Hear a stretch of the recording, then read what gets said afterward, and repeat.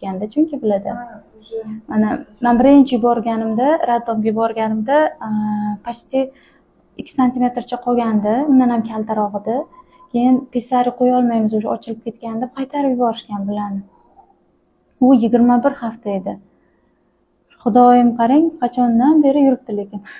Hali ham ochilib ketgani yo'q deshaka.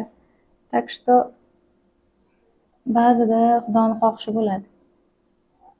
Chekingiz mana ochilgan, lekin пока что целиком emas. Ozodan suv ketib yuribdi-ku, to'g'rimi?